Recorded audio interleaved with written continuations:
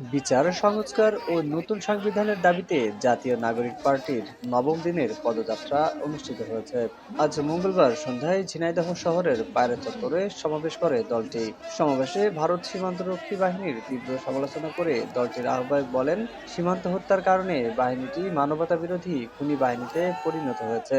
আর দক্ষিণাঞ্চলের মুখ্য সংগঠক হাসনাত আবদুল্লাহ অভিযোগ করেন, শেখ হাসিনাকে যারা আশ্রয় দিচ্ছে তারা সেভ হাউস অব টেরোরিস্ট। দেশবিরোধী ষড়যন্ত্রের বিরুদ্ধে সবাইকে সচেতন থাকার পাশাপাশি সংস্কারে এগিয়ে আসার আহ্বান জানান নেতাকর্মীরা। এদিকে বৈরী আবহাওয়া উপেক্ষা করেই জাতীয় নাগরিক পার্টির নবম দিনের পদযাত্রায় দুপুরের পর থেকেই ঝিনাইদহ শহরে পায়রা চত্বরে হাজির হন নানা শ্রেণী পেশার মানুষ। ছোট বড় মিলে বিকেল হতেই জনসমুদ্রে পরিণত হয় শহর। সন্ধ্যা ৭টার দিকে শহরের চুয়াডাঙ্গা বাসস্ট্যান্ড থেকে শুরু হয় পদযাত্রা।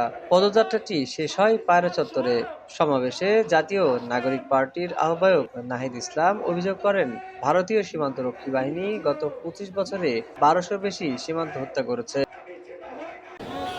বাংলাদেশে ২০০০ সালের পর থেকে এই গত ২৫ বছরে ১২০০-এর অধিক মানুষকে সীমান্তে হত্যা করা হয়েছে এবং এই সীমান্তে হত্যা করেছে এই বিএসএফ, যেটি আর সীমান্ত রক্ষা বাহিনী না, সেটি একটি খুনি বাহিনীতে পরিণত হয়েছে। এই বিএসএফকে বলা হয় ট্রিগার হ্যাপি, যে সে ট্রিগার টিপতে চায়, সে খুন করতে চায়, খুন করাই তার নেশা। ফলে যদি সীমান্ত হত্যা না থামানো হয়, এই বিএসএফ বাহিনীর বিরুদ্ধে আমাদেরকে দাঁড়াতে হবে। এই বিএসএফ বাহিনী একটি মানবাধিকার বিরোধী সংগঠন। ফলে অবিলম্বে ভারত সরকারকে বলবো, সীমান্ত রক্ষা বাহিনীর মনস্তত্ত্ব পরিবর্তন করুন, বাংলাদেশের মানুষের সাথে মর্যাদার সাথে আচরণ করুন। আমরা আর সীমান্ত হত্যা মেনে নেব না। বিএসএফ একটি খুনি ও মানবতা বিরোধী বাহিনীতে পরিণত হয়েছে বলেও অভিযোগ করেন নাহিদ। বাংলাদেশ নিয়ে ভারত ও লন্ডনে বসে ষড়যন্ত্র হচ্ছে অভিযোগ করে দলটির দক্ষিণাঞ্চলের মুখ্য সংগঠক হাসনাত আবদুল্লাহ বলেন, শেখ হাসিনা খুনি, যারা হাসিনাকে আশ্রয় দিয়েছে তারা সেভ হাউস অব টেরোরিস্ট।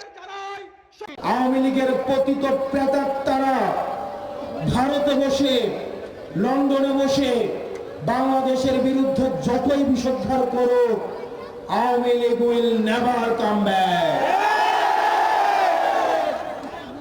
প্রিয় ঝিনাইদহবাসী, কিন্তু আমাদের শঙ্কার জায়গাটা, আওয়ামী লীগকে যারা আশ্রয় দিচ্ছে, হাসিনাকে যারা প্রশ্রয় দিচ্ছে, এই মধ্য এশিয়ায় যারা অস্থিতিশীল পরিবেশ তৈরি করছে, ভারত হচ্ছে আমাদের শঙ্কার জায়গা।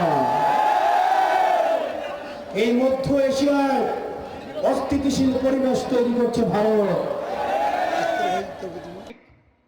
সমাবেশে দলটির সংগঠক আক্তার হোসেন, সারজিদ আলম, নাসির উদ্দিন পাটোয়ারি সহ দলটির অন্যান্য নেতৃবৃন্দরা বক্তব্য রাখেন। ঝিনাইদহ সমাবেশ শেষে শৈলকুপা ও হরিণাকুণ্ডুতে নিহত সাব্বির ও রাকিবের কবর জিয়ারত করেন তারা।